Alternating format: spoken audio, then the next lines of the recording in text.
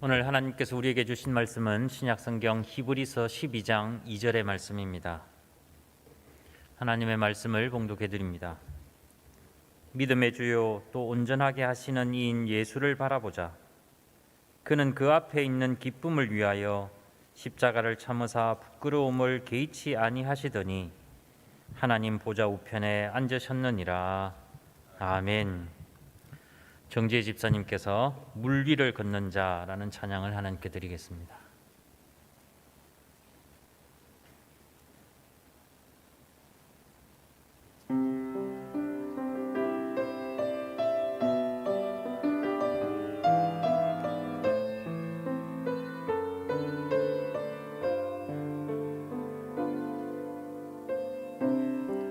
주님 나를 부르시니 두려움 없이 배에서 나가리라.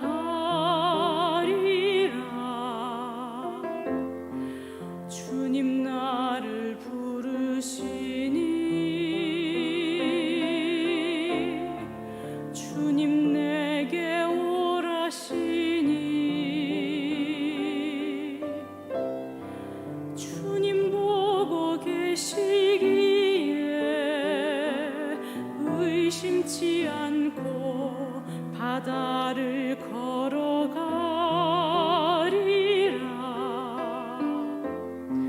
주님 보고 계시기에 주님 여기 계시기에 주님 여기 계시기에 이 깊은 바다가 반석이 되고 주님 여기 계시기에 반석 위를 내가 걸어가리라.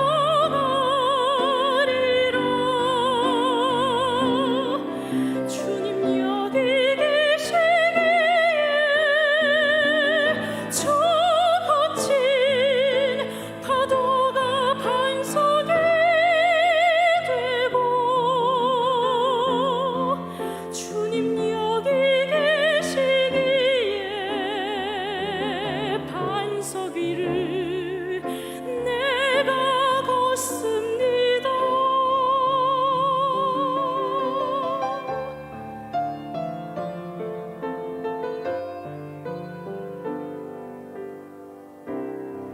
주님 보고 계시기에 의심치 않고 바다를 걸어가리라. 주님 보고 계시기에 주님 여기 계시기에 주님 여기 계시기에 이 깊은 바다가 반석이 되고 주님 여기 계시기에 반석 위를 내가 걸어가리라.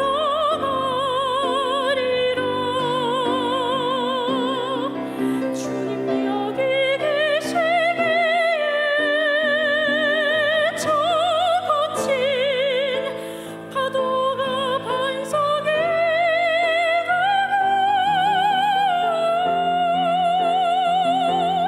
여기 계시기에 반석 위를 내가 걷습니다.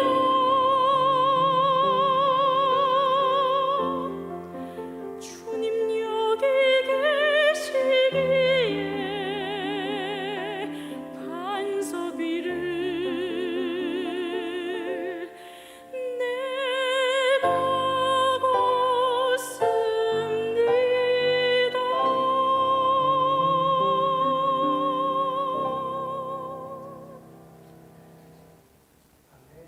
아멘.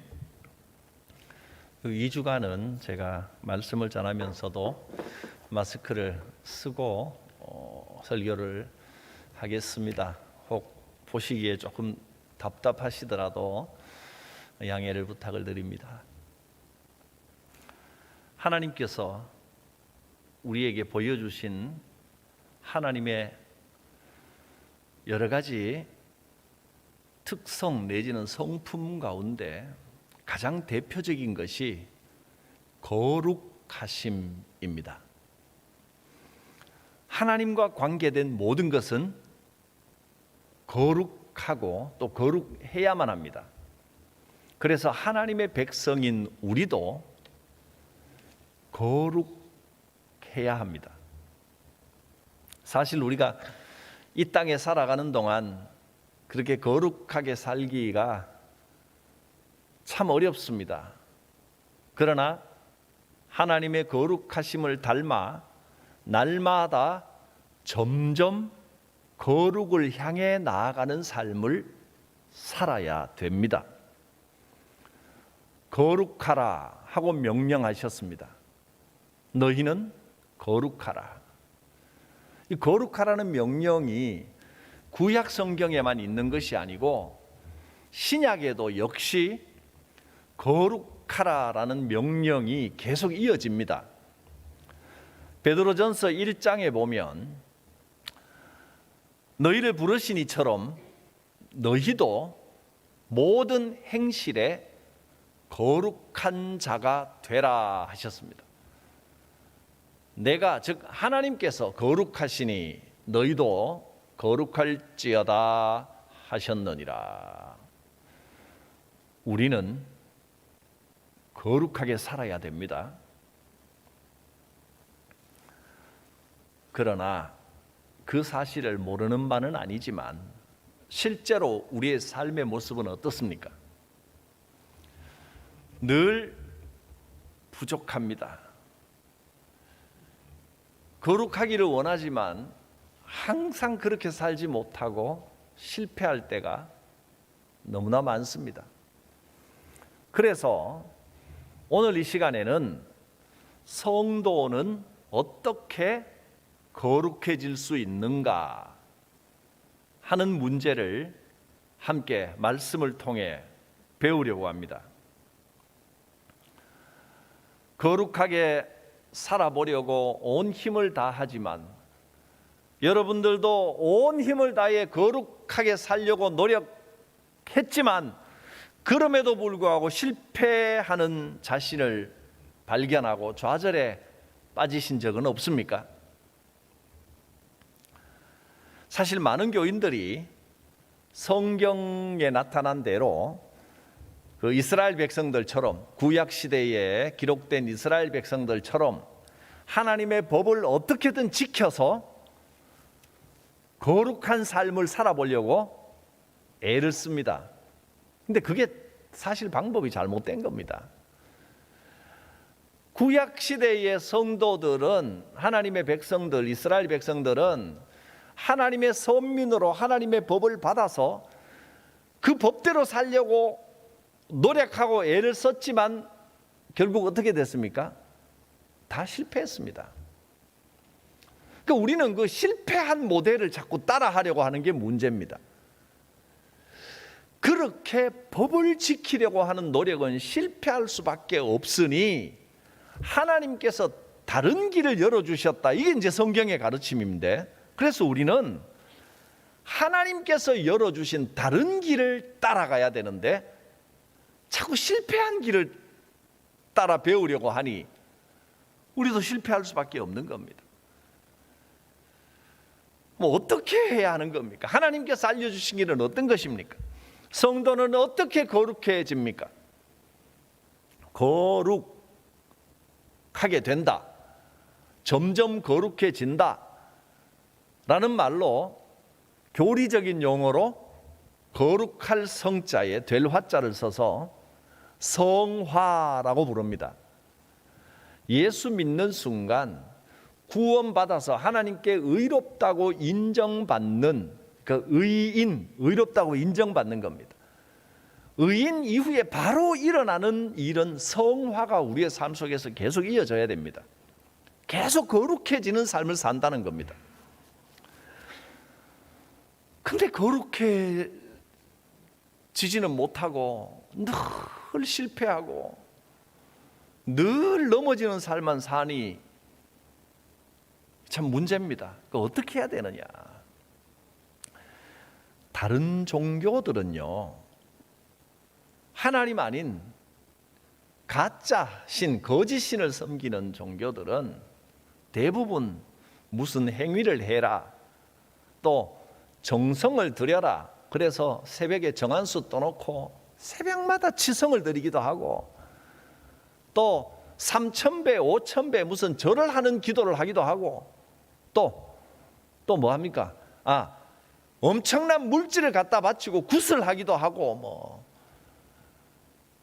어떤 행위를 하면 소원이 이루어진다, 또 어떤 행위를 하면 정결하게 된다, 잘못이 없어지고 말하자면 거룩하게 된다, 탑돌이를 뭐 며칠 동안 하고 뭘 하고, 이거 전부 거짓 종교들의 특징입니다. 성경은 그런 인간들의 노력을 강조하는 종교들은 다 가짜다라고 선언을 하셨습니다. 구원은 행위로 얻는 게 아니고 주님의 십자가에서 이루어진 일을 믿음으로 얻는 겁니다. 또 구원 이후의 성화의 모든 과정도 은혜로 얻어지는 겁니다. 십자가 앞에 나갈 때 우리가 하나님께 뭔가를 만들어서 내놓아야 할 것은 아무것도 없습니다. 오히려 내가 뭔가를 만들어서 내놓으려고 하는 것 자체가 인간의 행위를 의지하는 가짜 종교입니다. 주님 앞에는 그냥 빈손으로 나올 수 있어야 됩니다. 사탄은 자꾸 인간을 의지하도록 가짜 신앙으로 우리를 속입니다. 창세기 처음부터 사탄은 아담을 그렇게 속였습니다. 아담과 하와를 어떻게 속였습니까? 하나님 말씀만 듣고 앉았을 것이 아니라 네가 뭔가를 해내야 되지 않느냐. 그게 뭡니까? 선악과입니다. 네가 옳고 그르고를 판단해라. 뭐가 선한지 네가 판단해서 선한 것을 네가 만들어가면 될 거 아니냐. 네가 노력하면 되지 않느냐. 이게 사탄의 유혹이었고, 거기에 넘어가는 것이 죄요, 하나님께 대한 반역입니다. 우리 인간들은 인류 역사 동안 끊임없이 이 잘못을 저질러 오는 겁니다. 창세기 11장까지의 역사는 인간이 계속해서 선악과의 노력을 하고 그걸로 실패한 역사를 기록해 놓은 겁니다. 하나님께서는 창세기 12장에 가면 인간의 노력과 아무 상관없는 하나님께서 일방적으로 은혜를 베푸셔서 아브라함이라고 하는 한 사람을 선택하고 그 길을 인도하셔서 오늘날까지 오게 하셨습니다. 근데요, 아브라함을 선택하기 직전 인간의 죄악이 절정에 이르렀을 때가 언제입니까? 창세기 11장에 보면 인간들이 자기의 지혜를 의지하고 과학 문명도 제법 발달했고 자신감에 충만하고 우리가 뭔가를 이뤄낼 수 있다, 우리가 하나님이 하신 일과 같은 위대한 일을 우리 힘으로 한번 해보자. 그래서 탑을 쌓아 올리기 시작했습니다. 하늘 꼭대기까지 닿는 탑을 한번 쌓아보자. 탑 쌓는 게 뭐 나쁜 일입니까? 아닙니다. 과학 문명을 발달시키는 게 악한 일입니까? 아닙니다.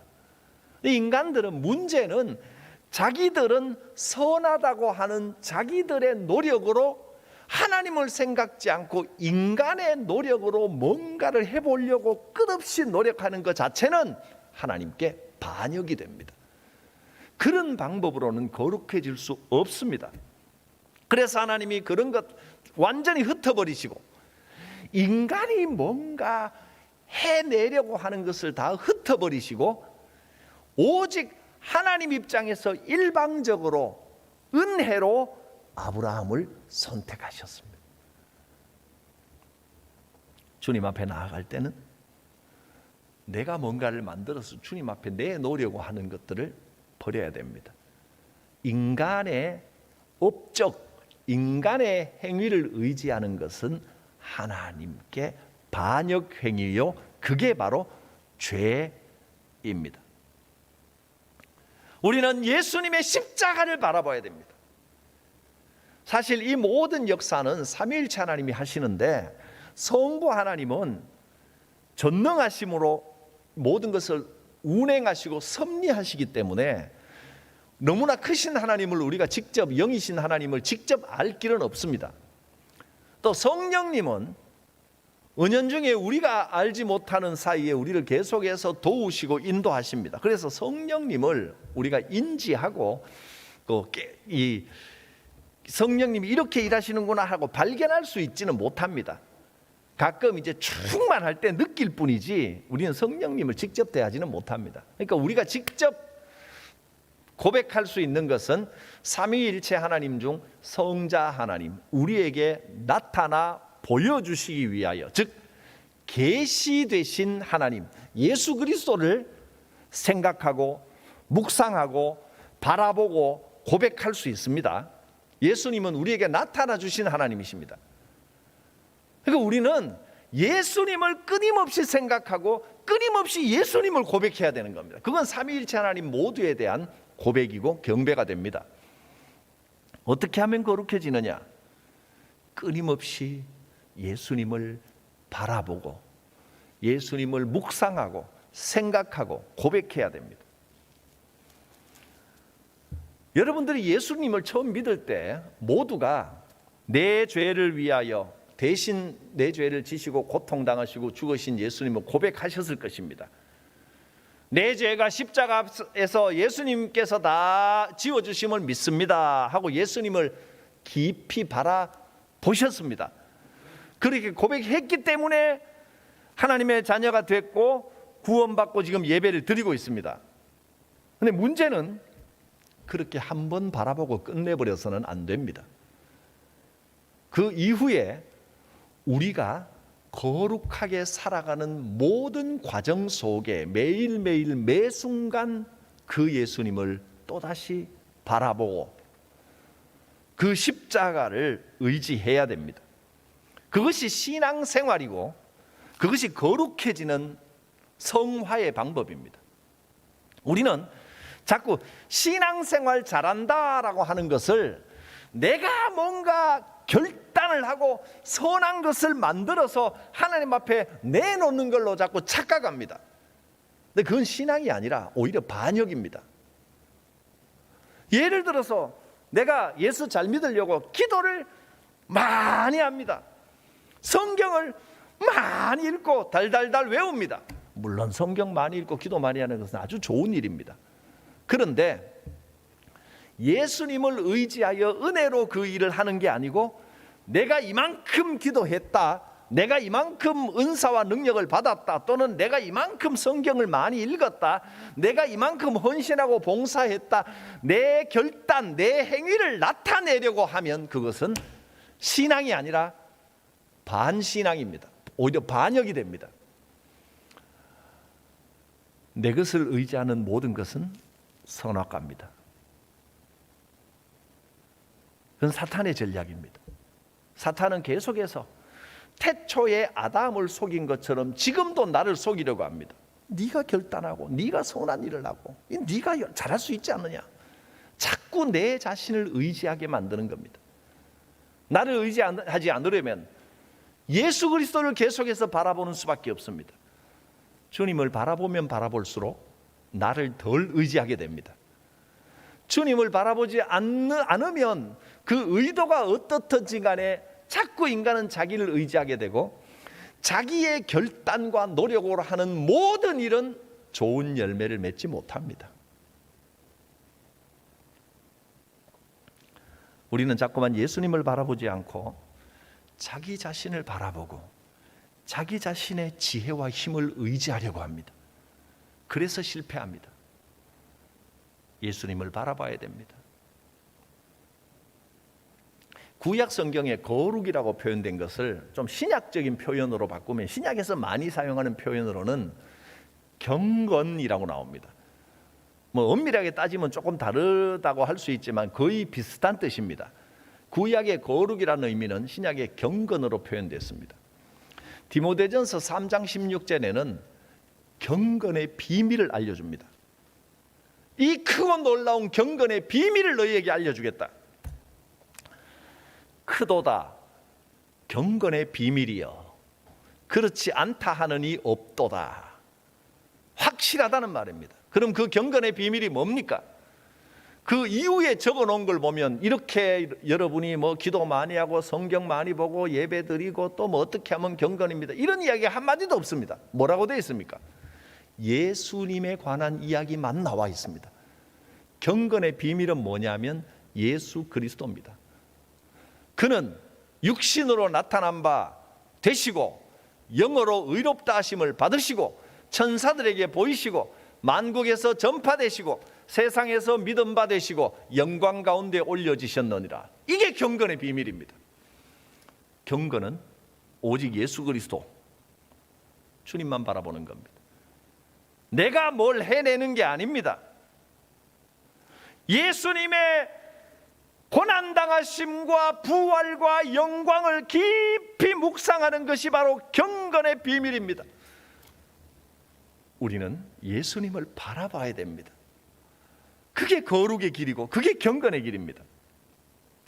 신앙이 성장하는 과정에 저는 크게 세 가지 단계로 나누어질 수 있다고 생각합니다.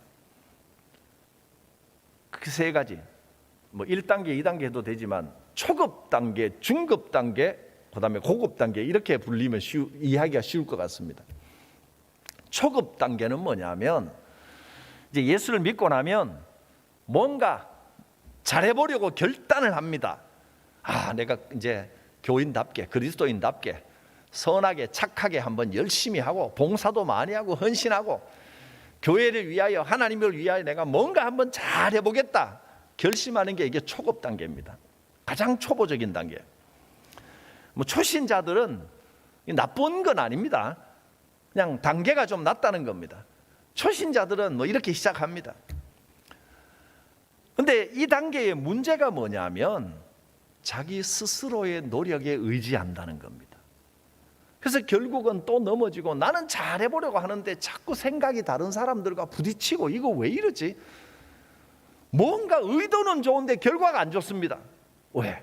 인간의 노력에 의지하는 모든 것은 결과가 별로 안 좋습니다. 또 실패하고 넘어지고 좌절하고 그럴 수밖에 없습니다.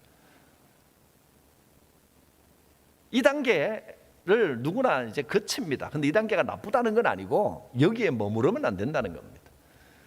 두 번째 중급 단계로 올라가면 이제는 좀 깨닫습니다. 내가 이렇게 뭔가를 결단하고 만들어내는 게 아니고 은혜에 의지해야 되는, 주님께 의지해야 되는구나. 그래서 값없이 용서함 받았다. 이걸 이제 깊이 깨닫습니다.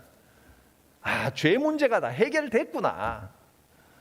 아무 그리낌도 없구나. 생명의 성령의 법이 죄와 사망의 법에서 나를 해방했구나. 그 자유롭게 살아갑니다. 아주 편안합니다.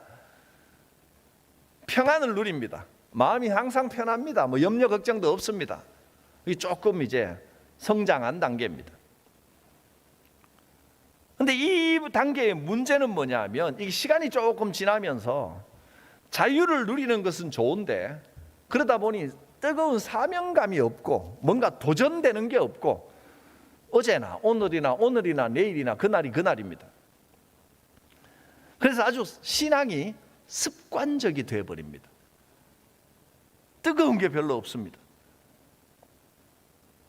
신앙의 권태가 찾아오고 매너리즘에 빠져버립니다. 그런 위험이 있다는 겁니다.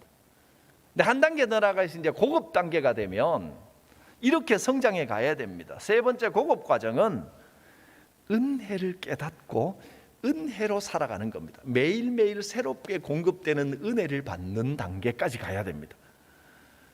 은혜, 주님이 베푸시는 은혜, grace. 이 은혜가 뭡니까? 값없이 주시는 것이 은혜. 맞습니까? 맞기도 하고 틀리기도 합니다. 실은 반은 맞고 반은 틀립니다. 값없이 주는 건 맞는데 값없이 받는 것 이렇게만 생각을 하고 끝 하면 그건 틀립니다. 사실 값없이 주는 것은 하나님께서 우리를 위하여 불쌍히 생각하시고 자비를 베푸셔서 주는 것. 그러니까 은혜는 grace인데 grace는 자비로움, mercy, 하나님의 자비입니다. 영어로 하면 mercy. 이게 우리 성경에서 표현으로 하면 긍휼하심 이렇게 보통 번역이 되어 있습니다. 긍휼과 은혜는 좀 다릅니다. 긍휼은 나를 불쌍히 여겨서 베풀어 주시는 그 은혜고, 은혜를 긍휼로만 생각하면 반쪽밖에 모르는 겁니다. 그런데 이 mercy와 grace에는 mercy와 다르게 한 가지 의미가 더 중요한 뜻이 있습니다. 은혜는 긍휼에 비하여 능력이 있다는 겁니다. 죄를 이기게 하는 능력이 포함된 하나님의 이 공급하심, 그게 은혜입니다. 히브리서 4장 16절에 보면 긍휼도 나오고 은혜도 나옵니다. 두 가지 단어가 다 나오는데, 자, 히브리서 4장 16절 한번 보겠습니다. 그러므로 우리는 긍휼하심을 받고 불쌍히 여기심을 받고 하나님의 자비로 내 죄가 다 씻어지는 그걸 말합니다. 긍휼하심을 받았습니다. 그 다음에 어떻게 되냐면 때를 따라 돕는 은혜를 계속해서, 은혜는 계속해서 오는 겁니다. 때를 따라 필요할 때마다 또 하나님께 구할 때마다 은혜를 새롭게 부어주시는데, 그것은 새로운 힘을 주시고 능력을 주십니다. 우리를 새롭게 하시는 은혜입니다. 단순히 죄 씻음에서 끝나는 게 아니라 새 힘을 주시고 새 힘을 공급하시고 나를 회복시키시는 게 은혜입니다. 때를 따라 돕는 겁니다, 은혜는. 그래서 이걸 얻으려면 어떻게 해야 됩니까? 은혜의 보좌 앞에 담대히 나아갈 것이니라. 주님 앞에 가서 주님 바라보면 됩니다. 그러면 이 은혜가 옵니다. 받는 건 엄청나게 큰데 사실 방법은 간단합니다. 바라보는 겁니다. 주님을 바라보는 겁니다. 이것을 작년, 재작년부터 제가 법칙이라고 하면서 무수히 여러분께 강조를 드렸습니다. 신앙에 있어서 가장 중요한 것은 이겁니다 라고 하면서 로마서 5장을 이용하여 무슨 법칙이라고 했느냐 하면 바라봄의 법칙입니다. 바라봄의 법칙. 아마 기억이 나실 겁니다. 바라봄의 법칙. 주님을 바라보는 것이 신앙생활의 핵심입니다. 주님을 바라보는 것 없이 내가 기도를, 금식 기도를 40일간 해내겠다, 이렇게 작정하고 목표를 세우고, 그거는 내가 세운 목표지 주님을 바라봄으로 세운 목표가 아닙니다. 그렇게 내가 이걸 해내겠다라고 세워놓은 건 기도하는 것도 좋고 금식하는 것도 좋고 다 좋은 일이지만 바라보는 것이 빠져버리고 인간의 행위로 그걸 만들면 결국은 사탄에게 이용됩니다. 그건 옳은 게 아닙니다. 내가 성경을 하루에 몇 장씩 읽어내고야 말겠다, 뭐 그것도 나쁜 결심 아닙니다. 기도하고 성경 보겠다는데 뭐 아주 좋은 일이죠. 근데 먼저 주님을 바라보고 은혜를 받기 위하여, 주님이 주시는 힘을 공급받기 위하여 기도해야 되고, 주님이 주시는 힘을 공급받기 위하여 주님을 바라봄으로 성경을 읽어야지, 예수님 바라보는 게 빠지고 내가 뭐 하루에 뭘 얼마나 해야 되겠다 내 결심으로 세워놓고 하는 일은 오히려 자칫하면 하나님을 반역하는 인간의 행위를 의지하는 게 될 수 있다 하는 겁니다. 여러분, 우리가 거룩해지고 경건한 삶을 사는 것은 나의 어떤 목표를 세워놓고 내 결단, 내 행위로 되는 게 아닙니다. 어떻게 된다고요? 바라봄의 법칙입니다. 바라봄의 법칙. 바라볼 때, 주님을 바라보면 우리가 죄를 이길 수 있습니다. 그런데 내가 뭔가 해내는 데는 반드시 죄가 구석구석 끼어 있습니다. 교만해지고 자만해지고 또 고집 세우게 되고 내 생각만 하게 되고 내가 하는 내 결정, 내 결단, 내 행위에는 언제나 죄의 유혹이 있습니다. 로마서 6장 14절 오직 은혜만이 죄를 이깁니다. 죄가 너희를 주장하지 못하리니 이는 너희가 법 아래 있지 아니하고 은혜 아래 있습니다. 은혜 아래에 있을 때만 죄의 유혹을 이길 수 있습니다. 은혜가 아니고 법대로 내가 어떤 걸 정해놓고 법대로 하려고 하면 죄를 이길 수가 없습니다. 죄가 우리를 주장해버립니다. 자, 오늘 말씀의 주제가 성도가 어떻게 거룩해지는가 하는 겁니다. 성도는 자기 결심으로 어떤 율법을 지켜서 거룩해지는 게 아닙니다. 하나님의 은혜 아래 머물러야 됩니다.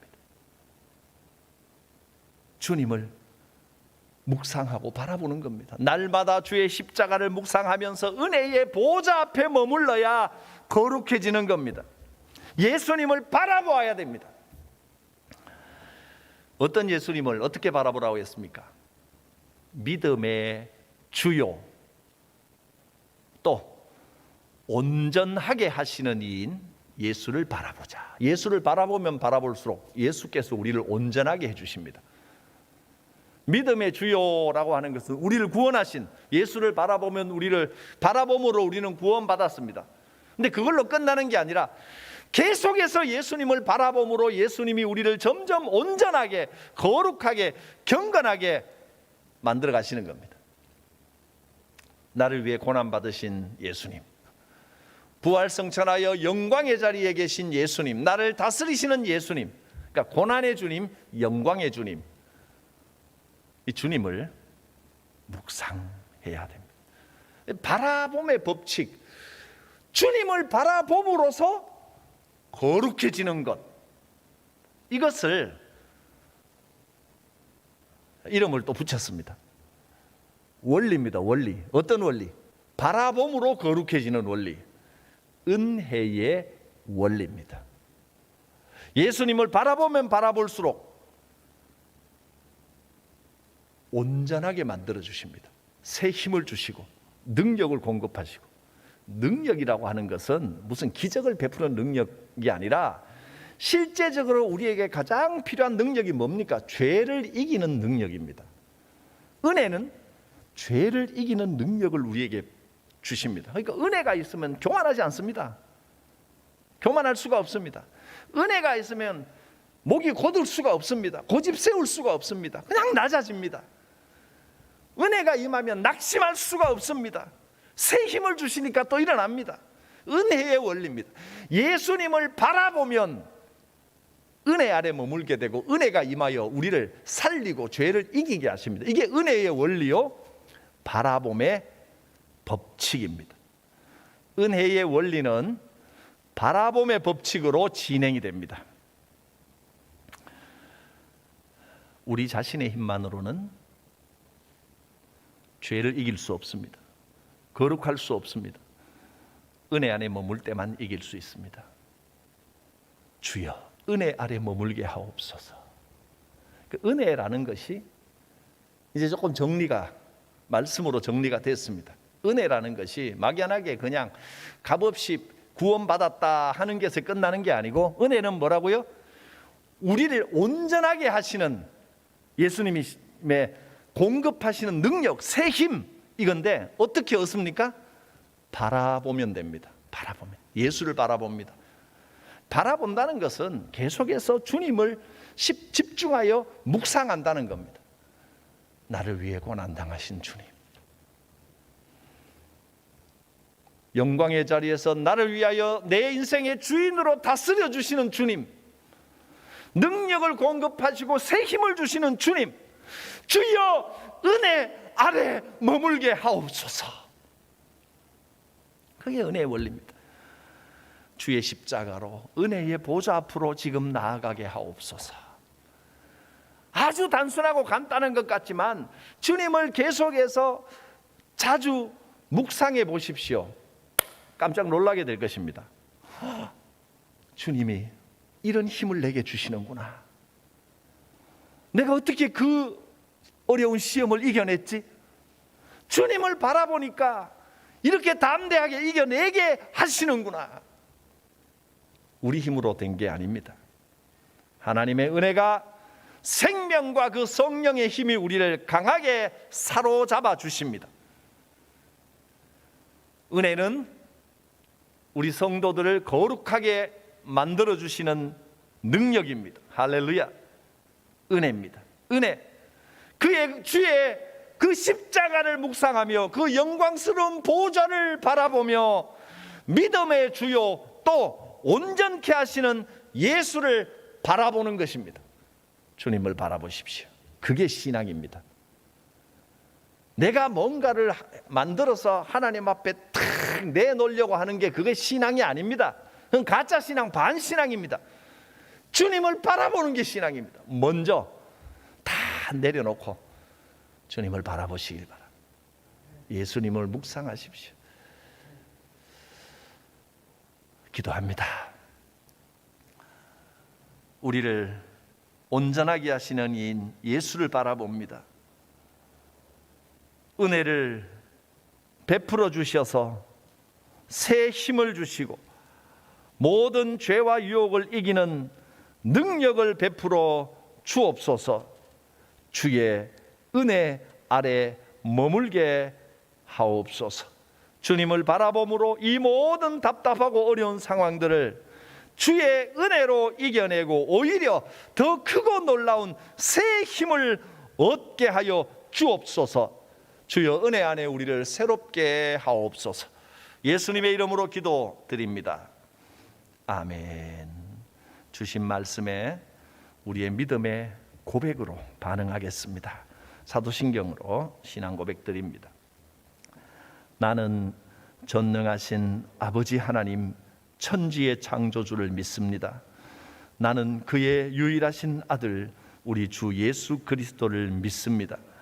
그는 성령으로 잉태되어 동정녀 마리아에게서 나시고 본디오 빌라도에게 고난을 받아 십자가에 못 박혀 죽으시고 장사된 지 사흘 만에 죽은 자 가운데서 다시 살아나셨으며 하늘에 오르시어 전능하신 아버지 하나님 우편에 앉아 계시다가 거기로부터 살아있는 자와 죽은 자를 심판하러 오십니다.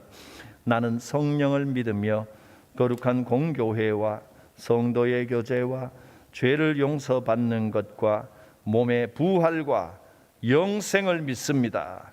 아멘.